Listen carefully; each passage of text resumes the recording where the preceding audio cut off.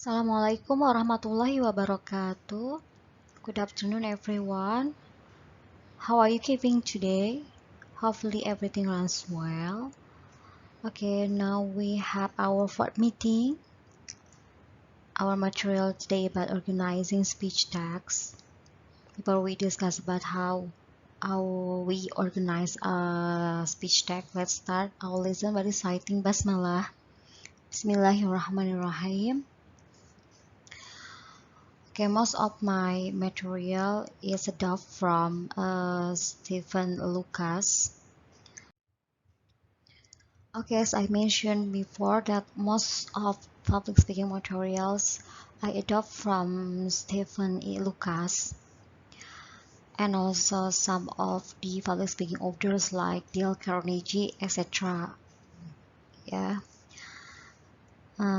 jadi ada 3 bagian dalam speech text. There are three parts of speech. The first is introduction of speech, the second is body of speech, and the third is closing of speech. Jadi how we organize them, bagaimana cara kita mengorganize introductions, body of speech, and closing of speech. The first, I would like to explain you about how we organize a speech ya. Maksudnya apa sih organizing speech itu? Organizing a speech, present and arranging a speech in a logical order. Intinya, organizing speech ini bagaimana kita membuat speech text kita itu lebih terorganisir, tersusun, teratur. Apa yang kita bicarakan itu tidak sembarangan, sudah sesuai dengan outline speech text-nya, begitu. Jadi function of speech organization itu salah satunya adalah can establish clear relationship among ideas.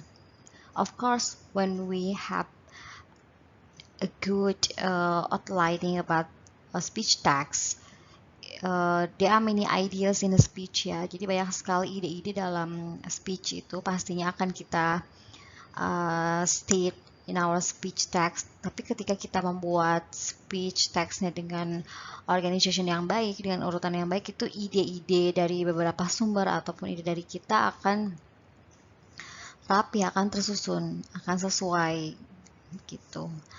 And some of the functions of speech organization adalah can boost confidently and improve the ability to deliver a message fluently.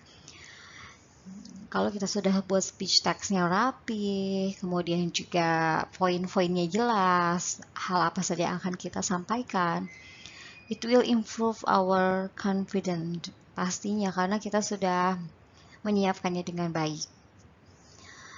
And also enhance credibility and make it easier to understand the message. Ya, jika sebuah speech text itu disusun dengan baik, pastinya juga akan mudah untuk dimengerti oleh si penonton. Pesannya juga akan tersampaikan dengan mudah karena memang sudah sesuai dengan urutannya, sudah sesuai dengan ordernya. Kemudian juga salah satu fungsi daripada speech organization adalah will more likely pay attention. Jadi audience itu akan lebih give attention to us karena memang speech kita terorganisir dengan baik, apa yang kita deliver itu rapi. Jadi they will give their attention to us. And the next one is the audience will be easy to recall the information after the speech. That's the point ya. Jadi inti daripada speech itu bagaimana adalah audiens kita mengingat apa yang kita sampaikan. Ketika kita membuat speech text-nya itu rapi, outline-nya bagus, speech text-nya bagus juga, pasti delivery-nya juga akan bagus. Maka pesan kita akan tersampaikan dan akan diingat oleh audiens. That's why we have to organize our speech text. The first that I want to discuss is how we organize the introduction of speech. Of course, an introduction is beginning section which states the purpose and goals of the following writing. Dalam introduction itu ada tujuan, untuk apa speech kita ini. Introduction itu harus impressive karena introduction itu adalah the first thing that audience see, that audience hear gitu. Jadi kita harus membuat audience itu tertarik dengan speech kita dari introduction tersebut. Those are some objectives of introductions. The first, get the attention and interest of your audience. Jadi salah satu objektif dan juga function di audience itu adalah untuk menarik perhatian penonton. There are some statements that can give audience interest. Nanti ada di slide selanjutnya ya. How to get audience interest and audience attentions. The second objectives of the introduction is reveal the topic of your speech. Jadi ketika di introduction itu kita juga harus reveal our speech topic. Penonton harus diberi tahu terlebih dahulu topik apa yang akan kita bahas. For example, okay, today I'm going to talk you about the effect of COVID-19 transmission. Ya, jadi itu hal paling utama, kita harus memberitahu kepada audience that we are going to talk about this, we are going to discuss about this. You have to give information about the topic. And then establish your credibility and goodwill. Salah satu objektif daripada introduction juga, you have to give information about your credibility. Credibility itu adalah bagaimana si penonton itu yakin dan percaya kalau memang kamu itu mampu dalam topik yang akan kamu sampaikan. Speech kita tidak akan dipercaya oleh audiens kalau memang kita tidak credible dengan topik yang akan kita sampaikan. Oleh karenanya, kenapa we have to establish our credibility to make them believe about what we are going to say gitu. Jadi credibility ditaruh di introduction supaya sebelum mereka mendengarkan speech kita, mereka sudah percaya, oh memang ahlinya di bidang itu. Jadi okay, I can believe you because you are an expert of that area gitu. Seperti contohnya di pidato Mariana Pascal dan juga Bernie. Pasti mereka, if I'm not mistaken, they said, especially Mariana Pascal, I have experience about teaching English at Malaysia, gitu kan. Berarti memang dia credible. Kalau Bernie bilangnya, I have research about this kind of social media. And I also work at a social media company. Nah, itu benar-benar credible karena di samping dia bekerja di social media, dia juga ada research. Di samping Mariana Pascal mengajar, dia juga ikut research gitu. Ya, jadi you have to establish your credibility. You have to give information that you are credible in that topic. And the next one is the preview the body of the speech. Jadi dalam introduction juga kalian harus preview body of speech. Jadi body of speech itu adalah isi daripada speech kita dan kita harus mereviewnya. Jadi apa yang akan kita bicarakan? For example, there are 3 effects of COVID-19 transmission. The first is to education, the second to the economic, or the third to the social environment. Jadi emang ada 3 hal yang akan kita jelaskan. So you have to preview. Itu di introduction. The first, you have to take audience interest or attention, and then you have to reveal your topic, and then you have to establish your credibility, and then you have to preview. Okay. Dalam getting attention and interest juga ada beberapa sub-points ya, ada beberapa cara, the way to get the audience interest and attentions. The first is relate the topic to the audience. Jadi langsung saja ya.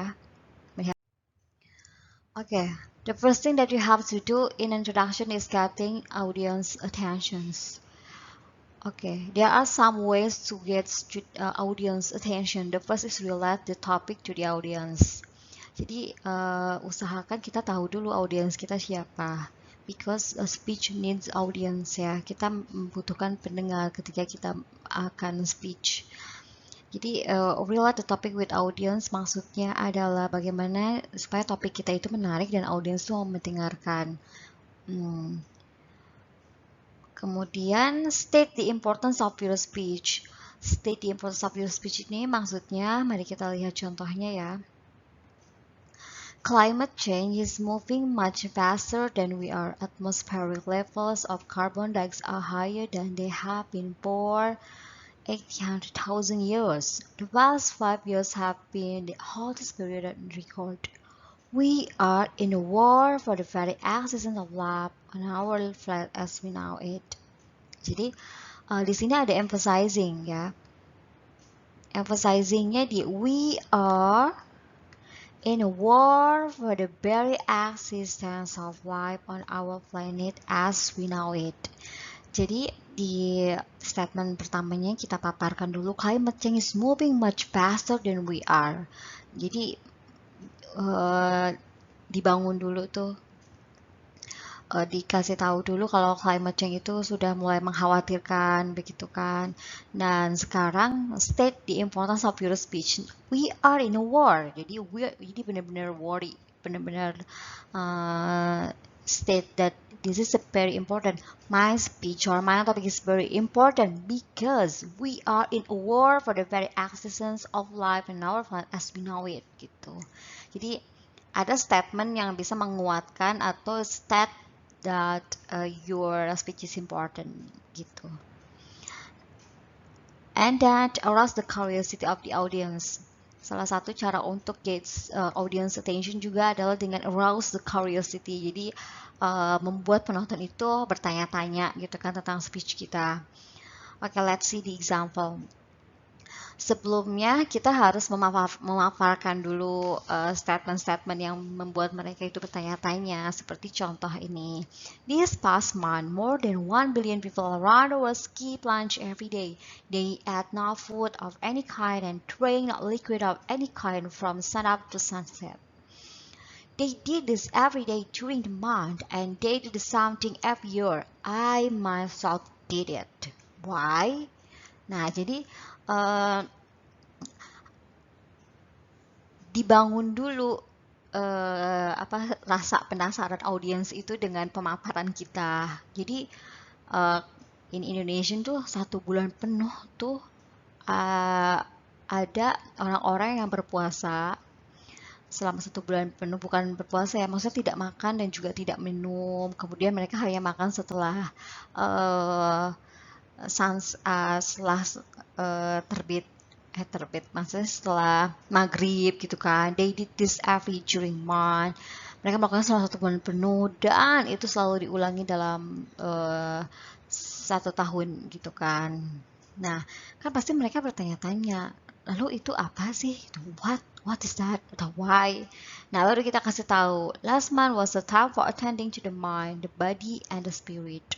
Last month was the Muslim holy month of Ramadan, begitu. Jadi we can get audience attention by giving, by arousing the curiosity of the audience, gitu. Okay, the other strategy to get audience attention is giving the questions, yeah. For example, have you ever felt stressed out about SI exams? Or do you have trouble sleeping, especially when those big projects come due? Or maybe would you like to be healthier and happier at home, at school, at work? Oh, okay. If so, it might be time for you to begin meditating. Jadi kita memberikan pertanyaan dulu kepada audiens. Jadi dengan memberikan pertanyaan, mereka itu dianggap mereka itu diajak berbicara, mereka itu diajak berinteraksi begitu. Jadi kita speech jangan sendirian aja. Kita juga harus ask the audience, kemudian juga penontonnya diajak berinteraksi oleh kita begitu. Jadi ask the questions to the audience ya, salah satu cara to get audience attentions. And the next one is begin with quotations.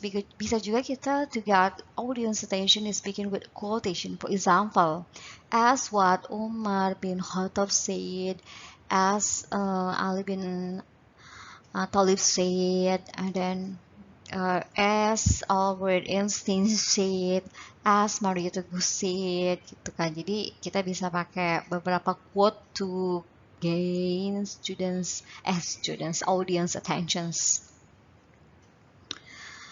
Or maybe we can use visual aids ya. Biasanya juga ada speaker yang menunjukkan gambar. Contohnya, take a look at these two fields. Do you notice the difference between them? How about this two? Do you see difference here? How about this? Jadi menunjukkan gambar.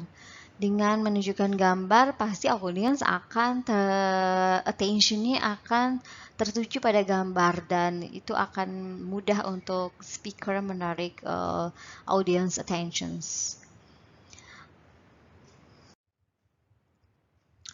Oke, after we gain audience attention, kita juga harus tell about our credibility ya. Maksudnya establish credibility itu gimana? Jadi if we have already get students audience attentions, it's time for us to tell our credibility in our topic ya. Credibility is mostly a matter of being qualified to speak on a given topic. Oke, mari kita lihat contohnya ya. Jadi di paragraf pertama ini dipaparkan terlebih dahulu tentang topik yang akan kita deliver. Misalnya, by example, once consider something that grandmas did while walking on the front porch. Knitting is becoming more and more popular among our generation and with good reasons. Regardless of your age or gender, knitting can lower stress, produce a sense of accomplishment, and even promote mental health. Ya. Nah, jadi dipaparkan terlebih dahulu apa yang akan kita bicarakan atau topik kita. Topiknya tentang knitting, kan? Nah, baru di paragraf kedua, we can begin to promote ourselves. It's not promote, but give information that we are credible in this topic.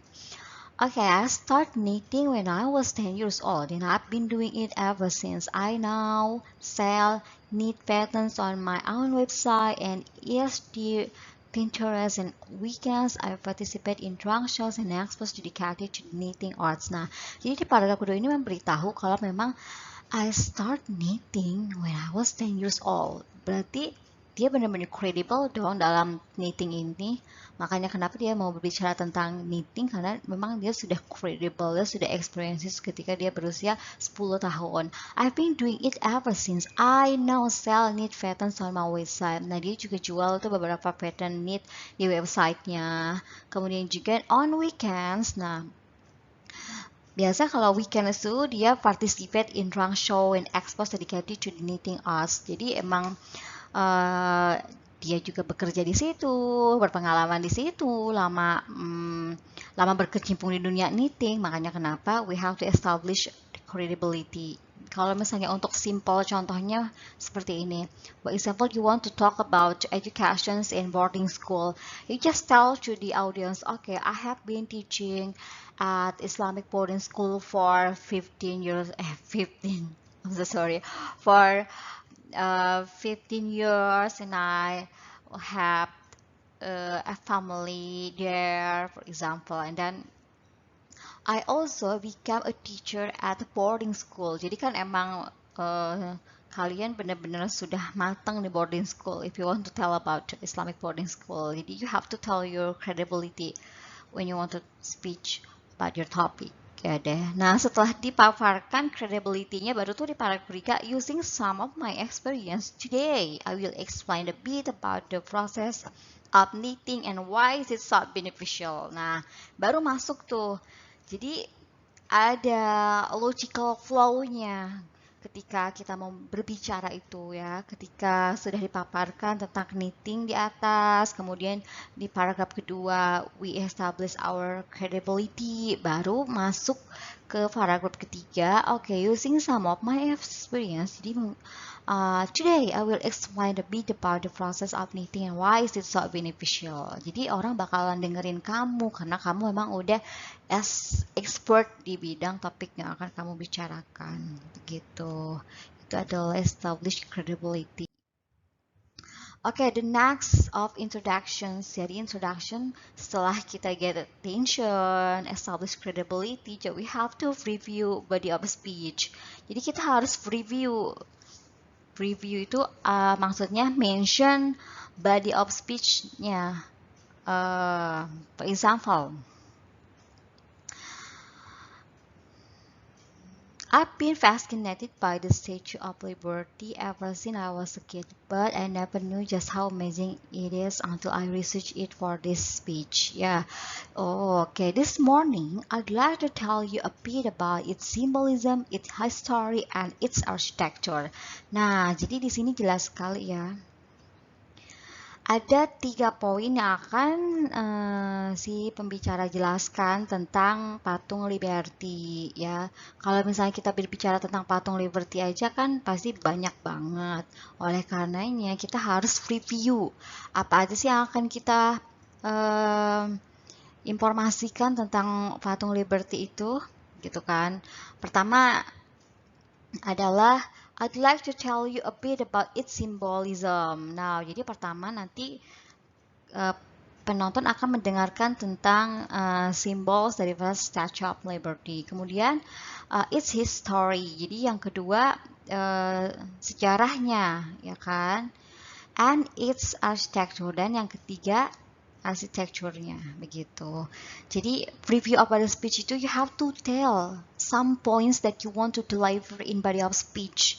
The first, the second, the third, gitu. Nah, ya kita lihat di contoh yang kedua. Oke, kalau ini langsung ya, langsung. Today I'd like to focus on 3 interrelated issues: the future of conflict and the implication for the army, how best to institutionalize the diverse capabilities that will be required, and the kinds of officers the army will need for the 21st century.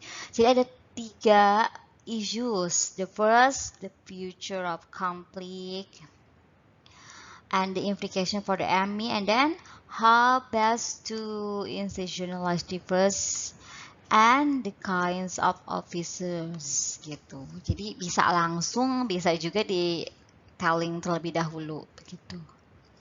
Next, organizing body speech ya. Oke, tadi kita sudah selesai ya tentang organizing introductions. Jadi the first is gain the audience attentions. The second is telling our credibility, and the next one is review body of speech. Sekarang kita akan masuk how we organize body of speech. Okay. The process of organizing the body of speech begins with determining the main points ya.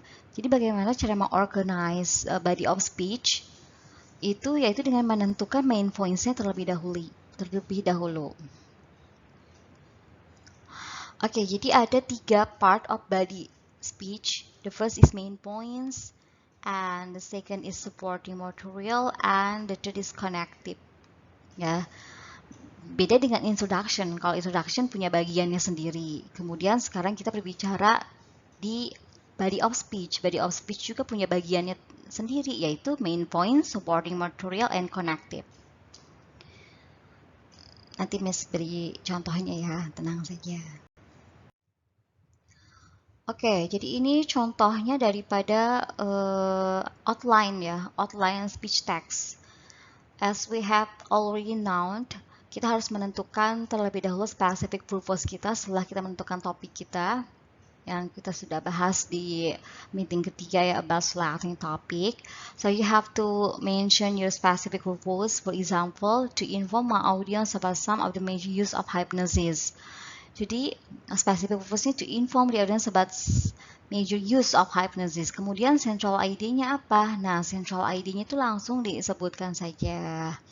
3 major use of hypnosis today are to control pain in surgery, to help people stop smoking, and to help students improve their academic performance. Jadi ada 3 major use of hypnosis. Kalau tadi specific purpose cuman inform my audience about the major use of hypnosis. Tidak disebutkan ya ada berapa major use of hypnosisnya. Nah, ternyata di central idea lebih spesifik lagi dengan menyebutkan ternyata ada 3 major use of hypnosis, yaitu to control pain, to help people, juga to help students improve their academic performance, begitu. Jadi specific purpose itu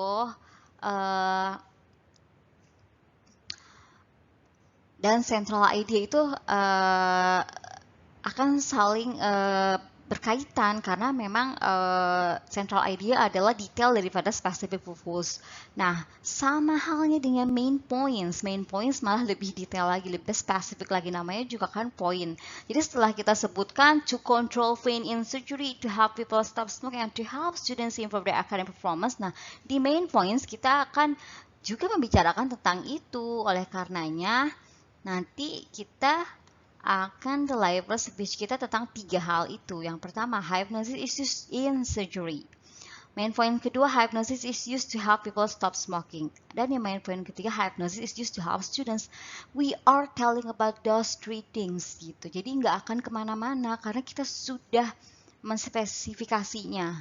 Jadi ada 3 hal yang akan kita jelaskan kepada penonton begitu. Pertama ini, kedua ini, ketiga ini. Jadi speech kita itu order, jadi speech kita itu rapih, nggak akan kemana-mana gitu. Kalau kita sudah buat outline-nya rapih gitu ya. Oke. Next one is those are some strategy order of main points ya. Jadi karena body of speech pasti kita akan membicarakan banyak tentang main points. Jadi ada beberapa strategi untuk order main points gitu kan. Pertama itu chronological order. Chronological order itu method of speech organization in which the main points follow a time pattern. Jadi follow a time pattern. Jadi sesuai dengan urutan waktunya ya. Oke, specific purpose-nya apa? To inform my audience of the steps. Kalau step pasti kan pasti berurutan. In laser assist corrective eye surgery. Nah, specific purpose-nya to inform audience about steps. Nah, steps ini kan masih umum juga. Sebenarnya ada berapa steps yang akan dijelaskan oleh speakernya? Oh, ternyata disebutkan dalam central idea-nya. There are 3 main steps in laser assist corrective eye surgery. Jadi di dalam central idea itu lebih spesifik lagi. Nah, masuk ke main points itu malah lebih detail lagi, bicara ya. Jadi yang pertama, first, a thin layer is blah blah blah. Second, an ultraviolet blah blah blah, and the third, the thin layer and blah blah blah. Jadi main points itu detail daripada central idea-nya. Itu chronological order, pakainya first, second, the third gitu ya. Kalau kalian mau pakai pattern chronological order. And the next one is spatial order. Ya, spatial sama chronological order itu most often in informative speech ya. Jadi banyak digunakan dalam informative speech. Jadi ini hampir sama, tapi di sini bedanya kalau tadi time order, kalau di sini directional pattern ya.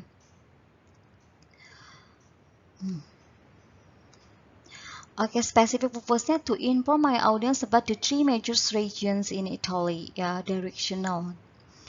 Jadi central idea-nya kan di sini ada 3 majors. Nah, kalau ini udah langsung ya disebutkan ternyata ada 3 major regions in Italy. Jadi central idea-nya langsung ada northern, ada central, ada southern Italy. Nah, pastinya main points kita pun akan menerangkan tentang ini. Jadi ini nggak pakai the first, the second, the third, tapi memang sudah disebutkan secara direction, secara order. Jadi northern yang pertama, central yang kedua, dan juga southern yang ketiga. Gitu ya. Oke, causal order. Jadi kalau misalnya mau pakai strategi causal order, itu ketika speech kalian berkaitan dengan sebab akibat. Misalnya penyebab daripada coronavirus, akibatnya apa? Nah, itu bisa pakai causal order. Jadi, a method of speech organization ensure the main point show cause-effect relationships. Ya. Specific purpose-nya to persuade my audience that a growing shortage of nurses is a serious problem across the United States. Nah, central idea-nya the growing shortage of trained nurses is a problem for health care nationwide. Nah, ini dikasih tahu dulu tuh problemnya. Problem for healthcare nationwide. Jadi kita lihat main points-nya.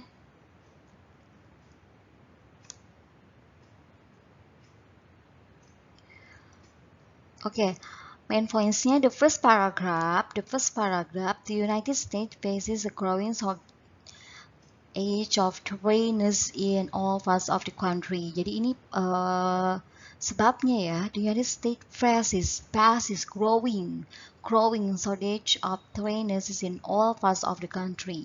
Jadi kalau misalnya ini dibiarkan, if this shortage continues, it will strain the entire healthcare system. Jadi akibatnya dijelaskan di paragraf kedua, begitu.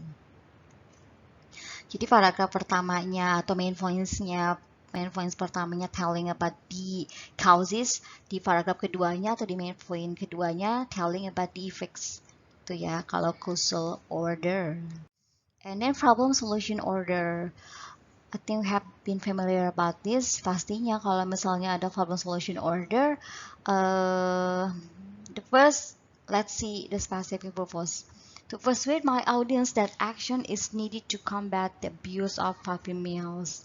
Central idea-nya, puppy mills are a serious problem that can be solved by a combination of legislation and individual initiative. Jadi, problem solution itu di central idea-nya disebutkan dulu.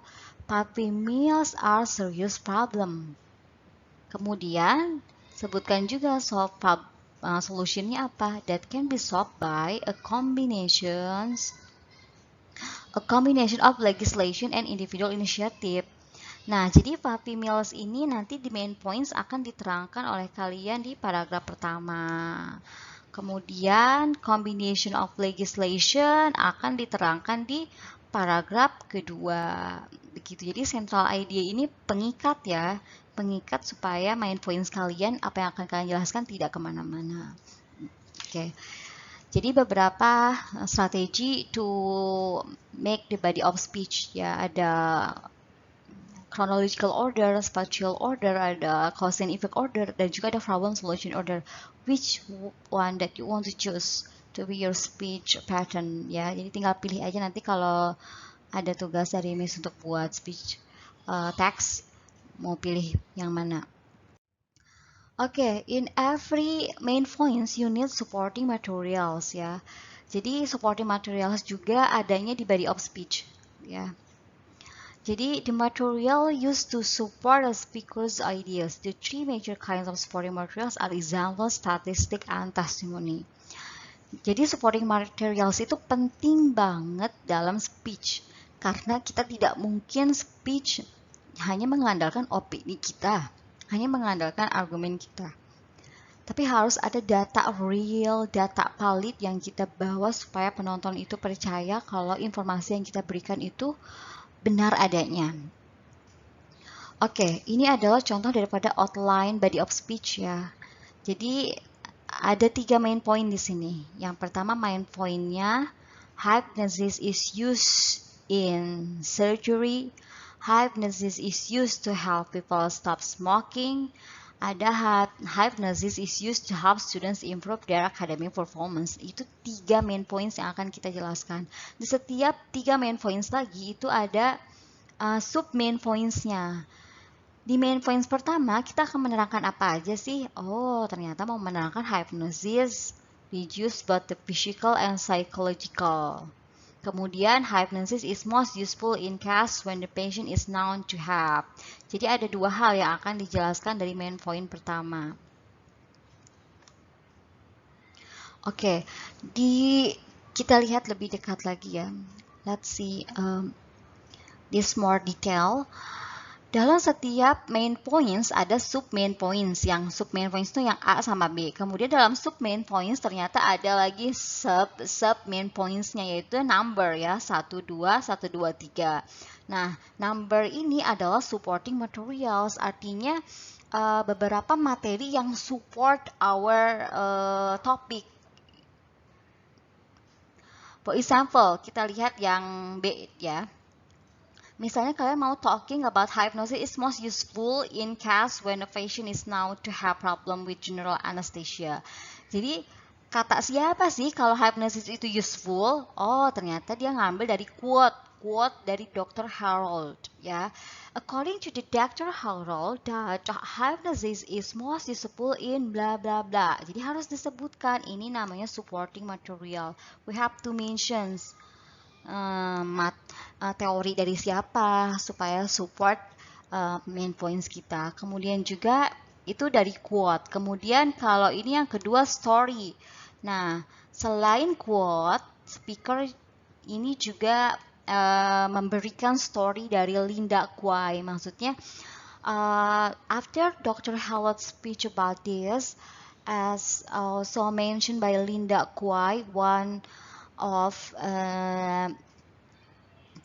the human who feels about hypnosis gitu misalnya ya. Jadi testimoni jatuhnya kalau ini. Jadi story of Linda Quay. And then juga ada statistik dari Psychology Today, entah itu artikel ya. Jadi dalam supporting materials itu kita harus mencantumkan beberapa teori real, entah itu statistiknya, entah itu story-nya, entah itu quote-nya, agar apa? Agar audiens percaya kalau memang informasi yang kamu deliver itu benar adanya, begitu. Jadi nanti kalau misalnya kalian mau berbicara tentang, for example, COVID-19 transmission, there are many people died, there are 50% people die because of COVID-19 transmission. Nah, itu harus disebutkan dari mana datanya. According to detik.com, for example, according to Kompas, according to the Jakarta Post, gitu kan. There are bla bla bla persen gitu. Jadi harus disebutkan. Kalau misalnya emang mau ngambil quote dari dokter according to Dr. Jacob ya. Nah, itu bisa. Jadi supporting materials itu adalah beberapa materi, beberapa teori yang mensupport main points kita. So you have mentioned this. Harus ada ya. Kalau misalnya nggak ada, nanti orang susah percaya sama speech kitanya gitu. Sama, jadi setiap main point itu harus ada supporting materialnya. Ini juga sama di main points yang kedua, ini juga sama di main points yang ketiga, begitu. Jadi setiap apa yang akan kita jelaskan, misalnya kita punya dua main points yang akan dijelaskan. Nah, dua-duanya tetap harus ada supporting materialnya. Misalnya kita mau menjelaskan, for example, we are going to explain about the effect of COVID-19 transmission. Nah, according to Dr. Joe, the effect of COVID-19 is bla bla bla gitu. Terus main points yang kedua itu, misalnya you are telling about the causes of COVID-19. According to Jakarta Post, that the causes of COVID-19 is blah blah blah. So you have to mention the names, the sources, ya. Itu supporting material. And the next is connectives ya. Setelah kita membangun speech text kita dengan memberikan beberapa supporting materials, ada juga namanya connectives. Connectives itu kan tadi ada beberapa main points yang akan kita jelaskan. Connectives ini fungsinya untuk menghubungkan main point pertama dengan main point kedua, main point kedua dengan yang ketiga, menghubungkan ide-ide yang kita sampaikan di beberapa main point ya. Jadi connective itu ada transition, ada internal reviews, ada internal summaries, and also ada signposts. Let's see, what is the transitions? Pasti ketika kita speech kan, seperti yang sudah saya sampaikan di awal tadi, nah itu namanya transitions. Oke, sekarang kita sudah akan membahas tentang efek daripada COVID-19. Nah, itu adalah transitions in Indonesian ya. Let's see in English. Okay, now that we have clear understanding of the problem, let me share the solution with you. Nah, ini beberapa transition. Jadi, harus ada transition agar speech-nya itu flow-nya smooth gitu. Jadi, tidak langsung berbicara apa, poin pertama berbicara apa, langsung ke main poin kedua tanpa adanya transisi. Jadi, nanti speech kamu kelihatan tidak mulus. Atau mungkin kelihatan patah-patah. Jadi harus ada transitionnya to combine, to connect the idea. Oke, ini the second example is, I have spoken so far about the COVID-19 effects. So now I would like to tell you about COVID-19 solution gitu kan. Jadi the first point I have tell you about some effects related to COVID-19 transmission, and now I'm going to tell you about the solution, how we can overcome this COVID-19 transmission. Nah, gitu. Atau juga bisa keeping these points in mind about sign language. Let's return to the sentence and start with the C if we can blah blah blah blah blah blah. Jadi itu beberapa transition. Nanti ini ada pembahasan khusus ya, ada beberapa expression atau kata-kata gimana sih Miss kata-kata transition selain now that we see atau I have spoken so far. Nanti Miss kasih tahu di meeting selanjutnya. Nah, ada juga namanya internal previews. Internal previews itu a statement in the body of speech that lets the audience know what the speaker is going to discuss next. Nah, jadi ketika kita speech pastinya, oke, kita tadi sudah membahas tentang ini, sekarang kita akan membahas tentang ini. Nah, itu namanya internal previews. Jadi, let the audience know what you are going to talk the next. Tuh. Okay, let's see the example. Now that we have seen how serious the problem of faulty credit report is, let's look at some solution. Nah, ini internal review. I will focus on 3 solutions. Nah, ini, let's look at some solution. Mari kita lihat solusinya. I will focus on 3 solutions. Jadi, kita let the audience know what we are going to talk after finishing the first point begitu. Yeah. Okay, after this I'm going to tell you about blah blah blah blah blah blah begitu. Itu namanya internal previews. And then juga ada internal summary. Internal summary itu artinya kita mengingatkan kembali apa yang telah kita bicarakan sebelumnya. Remind listener what they have just heard. For example, let's pause for a moment to summarize what we have found so far. The first, the second, gitu. Jadi ini untuk mengingatkan kembali, kayak Miss saja menerangkan seperti ini ya. Oke, tadi kita sudah menerangkan tentang introduction. Introduction itu ada getting attention, and then juga establish credibility, dan juga ada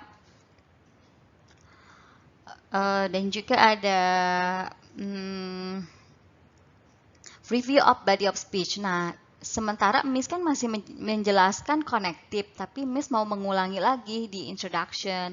Itu namanya internal summary. Okay, let's pause first. Let's we summarize or we remind about what I have taught to you before. Nah, gitu. Itu namanya internal summary. Ya, jadi untuk mengingatkan kembali, jangan speech aja tapi nanti penonton lupa. Tadi apa sih yang diomongin di poin pertama, tadi apa sih di poin kedua. Jadi we have to remind our audience supaya apa? Supaya mereka sadar kalau yang kalian jelaskan sekarang ini memang ada kaitannya dengan yang kalian jelaskan sebelumnya, begitu. Yang terakhir yaitu signpost. Signpost itu is easy ya. A brief statement that indicates where a speaker is in the speech or that focus attention or key ideas. Kalau signpost itu kayak the first cause of this problem is, the second cause, the final cause. Jadi ada sign-nya, ada tandanya, the first, the second, the third gitu. Itu adalah beberapa connectives dalam body of speech. Jadi speech kita itu jangan hanya giving information without any connectives. Nanti flow-nya jadi tidak bagus, tidak smooth. Jadi tidak enak didengar speech-nya karena tidak ada konektivitasnya antara main idea pertama dengan main idea kedua. Okay, we come to the organizing closing of speech. Bagaimana we organize our closing? Ya. Actually, there are many things, but I just explain you 2 things. The first is summarize your speech and with a quotations. Ya. Salah satu yang membuat speech kita mudah diingat juga adalah keberhasilan kita menutup speech-nya, yaitu di sini dimana skills kita untuk mensummarize speech. Jadi ada beberapa kata untuk menutup speech ya, in conclusion, to sum up, dan juga ada beberapa lain nanti ada pembahasan khusus ya, beberapa kata in introduction, kata-kata di dalam body of speech, transition, kemudian juga kata-kata in conclusion ya. Jadi nanti share ke kalian. Jadi kalau organizing closing of speech itu ya cukup summarize your speech and then end with a quotation, atau kalau misalnya nggak mau quotation juga end with magical words gitu kan. Jadi ada kata-kata yang merangkum semua speech kita tapi mudah diingat oleh penonton begitu. Ya mungkin salah satunya dengan memberikan quotations. Okay, those are some references that I use to explain about organizing organizing speech text. You can ask me via Google Classroom and also via WhatsApp if you don't have understood yet about this material. Kamu juga bisa baca-baca lagi dari banyak resource. You will not be satisfied just only learning to me ya. Jadi nanti Miss akan kasih tugasnya